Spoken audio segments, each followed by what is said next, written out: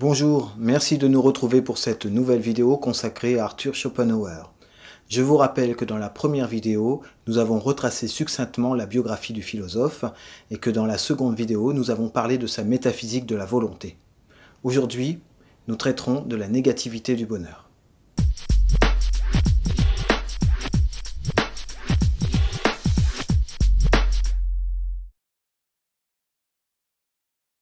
L'illusion nous fait croire que le monde nous est donné alors même que l'expérience de la vie nous apprend que rien n'est à nous et que nous sommes à tout instant susceptibles de subir le caprice du destin, ce dernier pouvant disposer comme bon lui semble de notre santé, de nos biens et des personnes que l'on aime.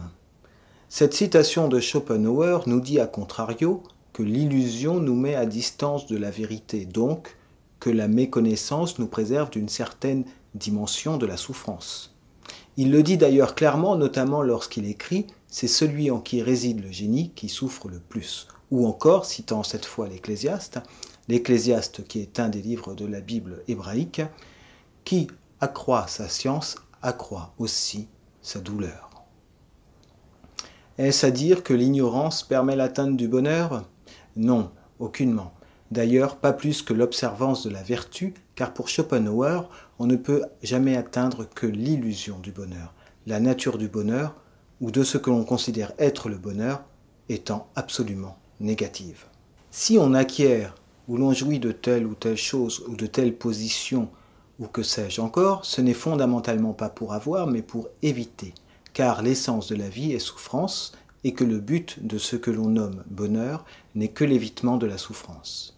Pourtant, me direz-vous, si la vie est souffrance, comment se fait-il que d'une part, je n'ai pas l'impression d'être dans un état de souffrance permanent, et que d'autre part, je ressente de la satisfaction, et parfois même quelque chose que je puis qualifier de bonheur?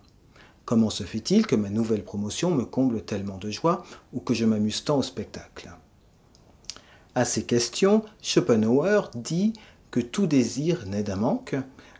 J'ouvre une petite parenthèse pour dire que dans la philosophie occidentale, la notion du lien nécessaire entre le désir et le manque avait déjà été élaborée, notamment par Platon. Donc, tout désir naît d'un état d'insatisfaction. Ainsi, tant que le désir n'est pas satisfait, il est souffrance, et je cite, « Nulle satisfaction n'est de durée, elle n'est que le point de départ d'un désir nouveau. Nous voyons le désir partout arrêté, partout en lutte, donc toujours à l'état de souffrance. » Le contentement ressenti, peu importe que vous l'appeliez joie, bonheur, plaisir, est d'essence négative. C'est-à-dire que son essence est de ne pas nous laisser dans la souffrance. Pour Schopenhauer, le bonheur positif n'est donc pas réel, nous avons seulement l'impression de l'apprécier pour lui-même. Nous allons prendre un exemple qui, je pense, rendra très parlante la notion de bonheur négatif. Si vous étiez en état de déshydratation dans un désert aride et que par chance vous trouviez sur votre chemin une flaque d'eau chaude et peu claire, eh bien vous vous empresseriez de boire l'eau de cette flaque avec la dernière délectation. Dans cet exemple, ce qui procure le bonheur insigne n'est pas l'eau peu engageante qui a été bue, mais le manque qu'elle a comblé. Cela signifie aussi que nous n'avons pas un accès direct au plaisir et au bonheur que nous procurent les choses. Par contre, la souffrance, elle, s'offre à nous directement, sans intermédiaire. Elle est notre état de principe. Si on vous laisse indéfiniment tranquille, seul et sans affection, seul avec la vie, eh bien, vous finiriez par ne trouver que souffrance et désespoir dans votre exil. Une fois le désir épuisé, ce que nous avons en possession nous lie à la sensation de bonheur par l'idée du manque. Le bonheur ressenti décroît avec le temps, et pour prendre ou reprendre conscience de la fonction des possessions, des avantages ou des situations qui ont comblé un manque, pour en ressentir le prix, il suffit qu'on nous les enlève, qu'on les perde, bref, d'une façon générale, qu'on en soit privé. De même, le fait d'avoir échappé à un grand péril, qui était susceptible de nous faire perdre nos possessions ou notre vie, nous fait également mesurer plus vivement le prix que nous attachons à ces dernières. Mais que se passe-t-il lorsque, à l'abri du besoin, nous ne sommes plus pris dans cette oscillation entre le désir et la satisfaction du désir? Eh bien, nous dit Schopenhauer, nous sommes en proie à l'ennui. L'ennui qui, pour lui, est l'alternative à la souffrance. L'ennui n'est pas le moindre de nos maux, écrit-il. Ils mettent à la longue sur les figures une véritable expression de désespérance. On peut rapprocher cela de ce que Jean-Jacques Rousseau fait dire à Julie, son fameux personnage de la nouvelle Héloïse.